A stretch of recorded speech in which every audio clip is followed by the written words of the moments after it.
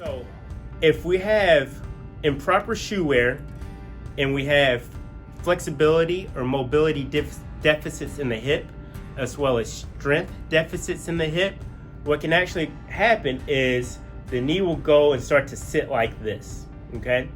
Now, when this happens, you can see that we're putting a lot more force, a lot more stress to where the cartilage is worn out.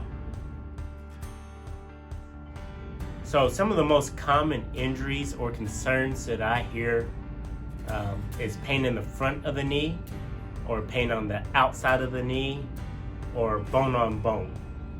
Now, what we must understand is, unless you had a traumatic event, whether it be a sports injury or a car accident, most times these issues can be addressed by either making sure that you have proper shoe wear, because if you have really flat feet, that's actually going to put your knee, it's going to turn your knee in, and it's going to put abnormal stresses to the knee.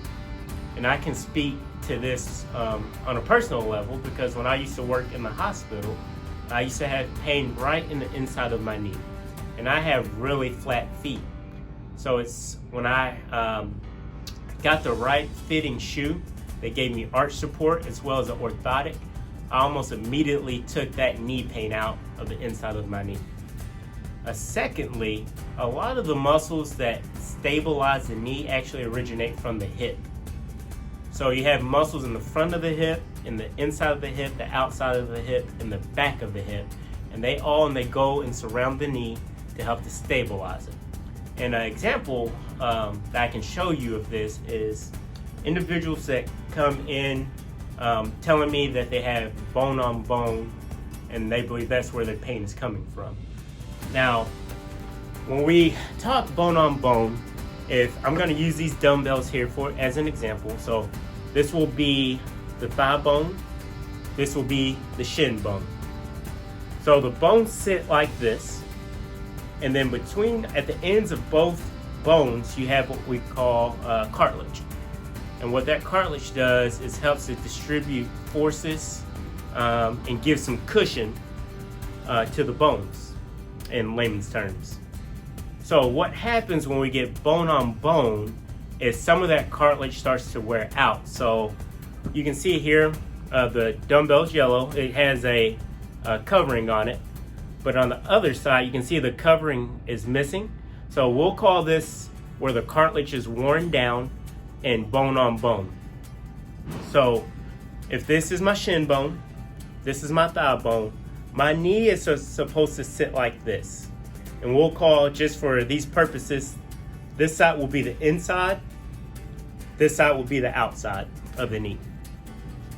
So if we have improper shoe wear and we have flexibility or mobility deficits in the hip, as well as strength deficits in the hip, what can actually happen is the knee will go and start to sit like this, okay?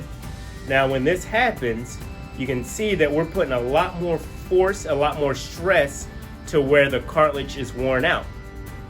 So what we want to do is ensure that we have proper flexibility and mobility in the muscles in the hip, as well as proper strength in the muscles in the hip, as well as proper shoe wear to get our knee from this position to this position.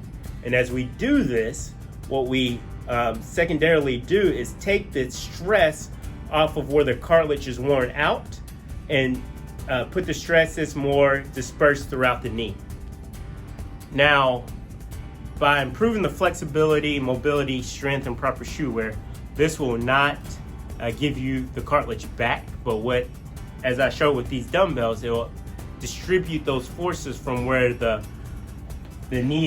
cartilage is worn down and where the knee is sore, to where it's dispersed throughout the whole knee how we want it. So to recap, unless you had some type of traumatic injury, ACL tear or meniscal tear or something like that, most knee pain can be treated with proper shoe wear and proper hip strength, mobility, and flexibility. So I hope this helps. If you have any questions, please reach out to us. Thank you. Have a great day.